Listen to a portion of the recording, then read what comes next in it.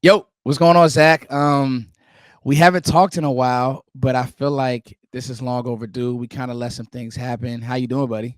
Doing good, doing good. How are you? Man, I'm good. We got some good things coming for these people coming down the pipe. We'll talk about that with you all. But one thing I respect about Zach's content and why I think that this has been a great fit is just because we want to give you guys real scenarios and real thoughts. And we'll be honest, right now it's the off season. It's kind of tough to do so, but we do kind of want to dig into some things that we've been hearing versus whether was the coaches speaking on it, whether it's other people in the media, and kind of give our thoughts. And to me, Zach, the interior line situation, well, let's just call it a situation. Yeah. I think that is very interesting. I went back, I watched I'm really charting all the Cowboys runs and I'm watching the offensive line. I'm watching what were some of the issues. And I really was able to come away with the fact that Zack Martin didn't have his best year. And then now you mix this with Mike Solari.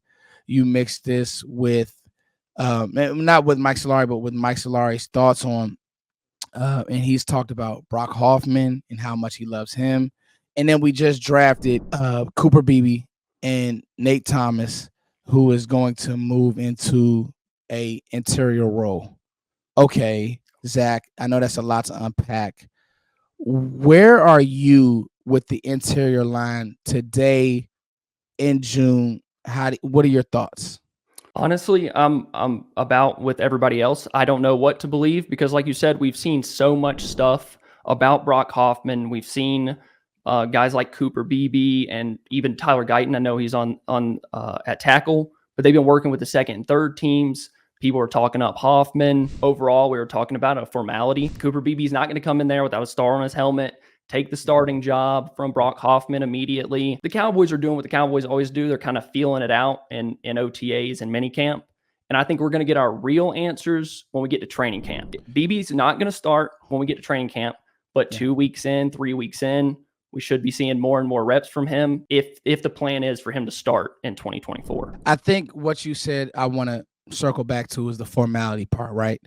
I think that it's naive for people to think that a third round pick, as much as we love Cooper Beebe, as much as we get it, as much as he was the steal, there's still a way that you operate on good teams. I'll be honest, there are first round picks in this draft, whether it's this team, other teams that are literally going through the process. The process is what? Earning your job.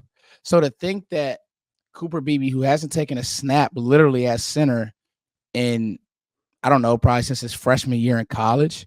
And he's obviously had the versatility, but these are all projections. Mike McCarthy came out, and this might have slipped through the cracks a little bit, but he did say, the snaps, we want to make sure that those are right. No. And he didn't harp on it, but he said he literally wanted to make sure that the snaps are right. Yeah. I think, Zach, what's happened is Brock Hoffman is available. And I think that he made the team last year as an undrafted. Was it last year or 2 years ago? Last year, I believe.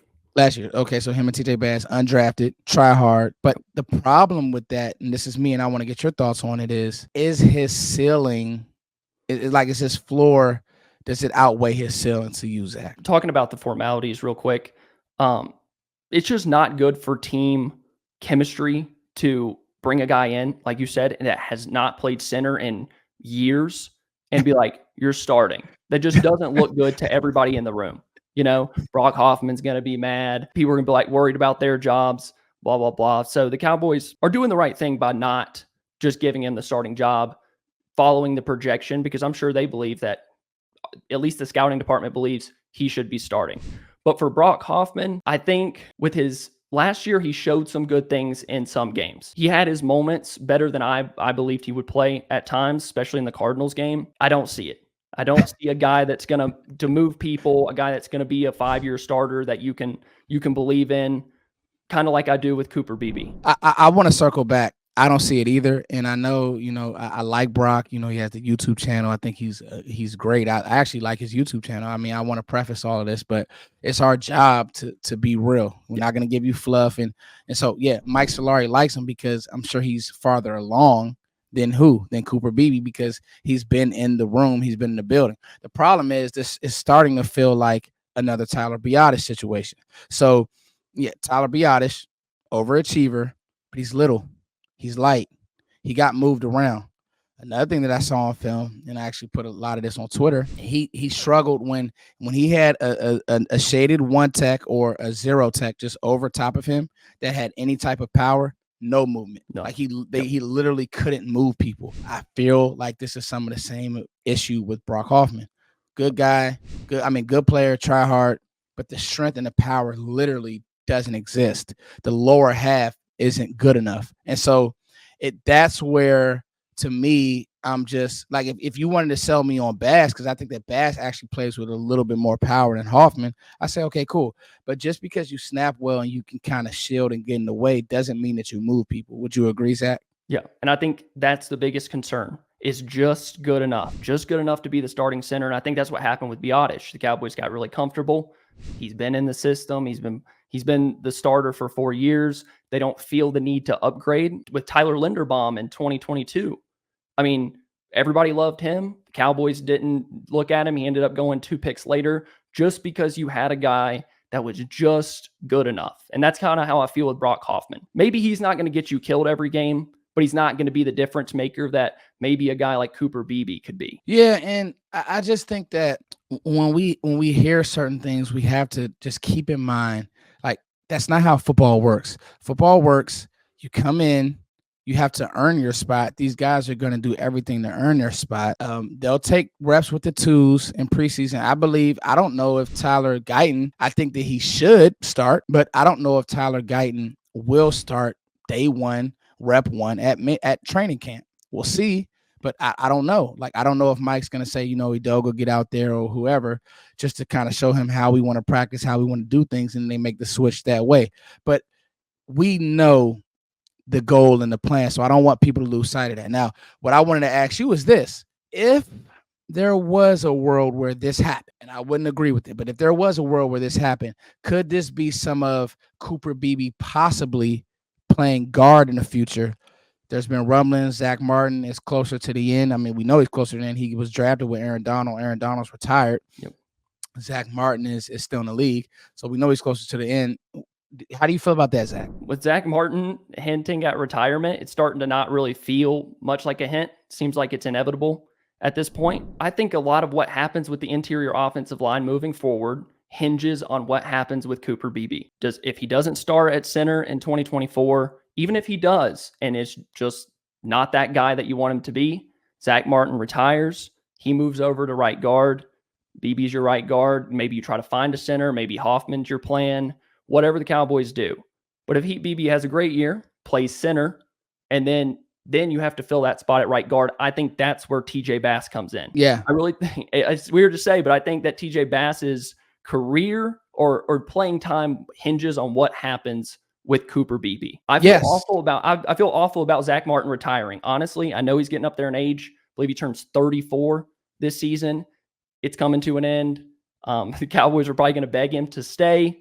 But at this point, it feels like right now you need to start coming up with a plan for 2025 on that interior between Bass, Hoffman, and Beebe. So the big three, Bass, Hoffman, and Beebe, this was good, Zach. Now I'm going to say this. This could also, let's say the Cowboys, Mike McCarthy, they have a good year. They make a deep playoff run.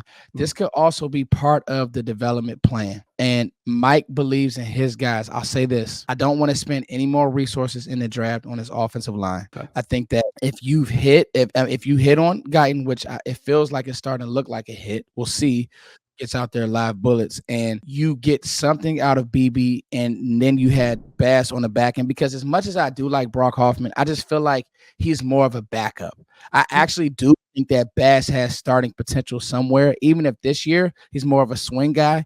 I think that his strength and his build, he can be a starter, and his ceiling outweighs his floor. So that's the development plan that the Cowboys want to have for me, Zach. And McCarthy's spoken on it a lot. I like the plan. I like Bass. I mean, as an undrafted free agent, came in, played well. He's only going to get stronger in an NFL weight room, which is encouraging. Like you said, his ceiling is higher than a guy like Brock Hoffman. And I would be excited about, especially if Beebe plays well, in 2024 at center, if he does start and play, I'd be excited about that duo. As much as I love Zack Martin, I would be excited about that duo between center and right guard with Bass and Beebe. Yep, I liken it to a quarterback that's drafted, isn't rushed in there, can get his lumps, can learn on the fly, can learn from a guy like Zach, learn how to practice, and then obviously the wild card is Nate Thomas. Mm. Yes. He, was a mauler at tackle, comes in, and we'll see what he's able to give you. But to me, between those three, I like the big three, between those three, and I love the point about the other two, their development, their plan depends on Cooper Beebe. So I feel good about it, Zach. Yeah, I agree. I like the interior. I love the competition. Really. Yes. I love the competition. I love the fact that yes, Cooper Beebe's gonna have to earn it. But I think that if we're just being honest, I know that we kind of started here, then we circled all the way around, but we're getting back to Cooper Beebe still needs to probably be your starting center in 2024. Yeah. For the plan to work out the best way possible, I agree.